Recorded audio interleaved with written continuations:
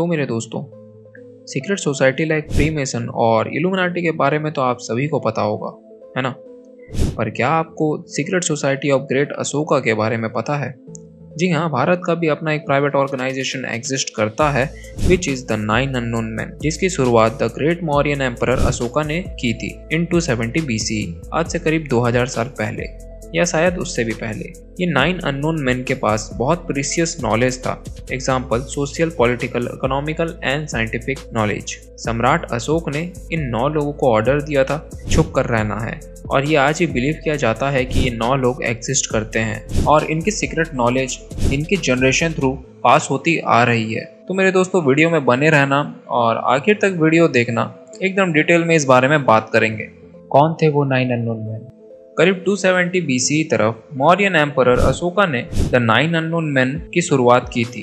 उनमें से हर एक के पास एक एक सीक्रेट नॉलेज था जो कि उन्हें खुद प्रिजर्व करना था और उसमें और नॉलेज गेन करना था, और किसी भी नॉर्मल ह्यूमन के हाथ में इस नॉलेज को पढ़ने से बचाना था, क्योंकि ये बहुत ज़्यादा खतरनाक हो सकता है। एज अ रिजल्ट हम बोल सकते हैं कि ये हमारे लिए सेफ है, क्योंकि हमें हिस्ट्री के बारे में जितना भी पता है वो नहीं मालूम होने से तो बेटर ही है ना। इसके बारे में 1923 में टैलबॉट मुंडी, जो कि एक इंग्लिश राइटर हैं, उन्होंने इसे नाम दिया द 9 अननोन मैन। बट ये कौन थे किसी को भी नहीं पता इस दुनिया में। ये 9 लोग बस एक सवाल बन के रह गए। क्यों 9 अननोन मैन्स को बनाया गया? जब अशोका ने कलिंगा को जीत लिया तब उनका नाम पड़ा रूथलेस लीडर, मतलब एक क्रूर राजा। सम्राट अशोक ने कलिंगा वॉर तो जीत लिया, लेकिन ये जीत उनको 1 लाख लाशों पर चढ़कर मिली थी। माना जाता है कि कलिंगा यानी कि ओडिशा के मैक्सिमम आदमी खत्म हो चुके थे इस वॉर के दौरान, और इसी वजह से और इसीलिए अशोका को रियलाइज हुआ कि ये गलत हुआ है, और उसके बाद उन्होंने बुद्धिज्म को अपना लिया। फिर उसके बाद अशोका ने अपनी पूरी जिंदगी नॉलेज गेन करने में और पीस में लगा दिया। सम्राट अशोक को ये बात अच्छे से पता था कि हमारे भारत में प्राचीन नॉलेज मौजूद है जिससे इस दुनिया को चलाया और बर्बाद दोनों किया जा सकता है, और प्राचीन सिविलाइजेशन के बारे में भी पता था, और उन्हें ये भी पता था कि इसको प्रिजर्व करके रखना पड़ेगा, वरना गलत हाथों में पड़ते ही दुनिया बर्बाद हो जाएगी। इसी वजह से उन्होंने इस सीक्रेट ग्रुप को बनाया द 9 अननोन मैन, ताकि वो इस पावरफुल नॉलेज को और ह्यूमन सिविलाइजेशन को संभाल सकें। उन 9 लोगों को ग्रेट अशोका ने 9 सब्जेक्ट दिया था और सिखाया भी था। Microbiology, propaganda, cosmology, physiology, sociology, alchemy, light, communication and gravity. आइए बताते हैं हिस्ट्री क्या बोलता है इस बारे में।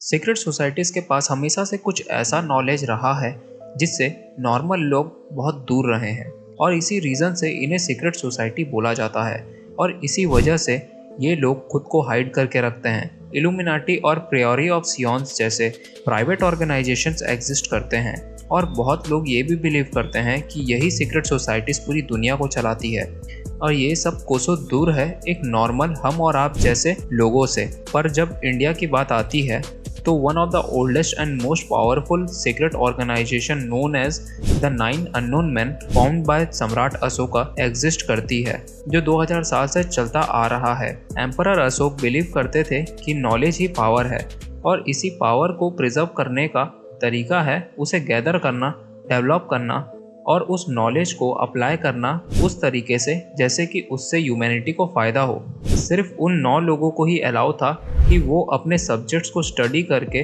उन पर न्यू थ्योरीज लिखें एंड टेक्नोलॉजी को डेवलप करें, क्योंकि अशोका नहीं चाहते थे कि ये किसी भी अन्य लोगों के हाथ में आए, वरना यही नॉलेज श्राप बन जाता।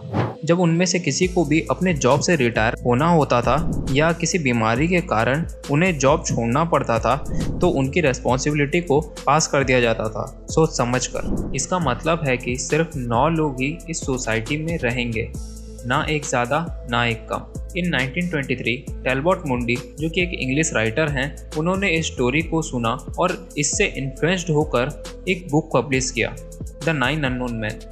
इसे लिखने से पहले उन्होंने इस बारे में बहुत ज़्यादा रिसर्च किया था। उनको ट्रांसक्रिप्ट मिला जो कि खुद सम्राट अशोक के द्वारा लिखा गया था, और उससे ही उन्हें सबसे ज़्यादा हेल्प मिला इन्वेस्टिगेशन के दौरान। टैलबॉट ने बहुत कुछ घटाकर और बहुत सारा इंफॉर्मेशन को कंपाइल करके लिस्ट बनाया उन 9 बुक्स का, जो कि उन 9 लोगों ने लिखा था। चलिए आपको इन 9 बुक्स के थोड़े से डिटेल बताते हैं।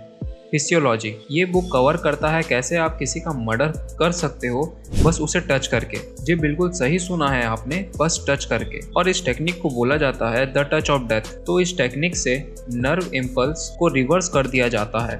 और ये भी कहा जाता है कि इस बुक से कुछ टॉपिक लीक हुआ था जिसे आज मार्शल आर्ट्स ऑफ जूडो कहते हैं।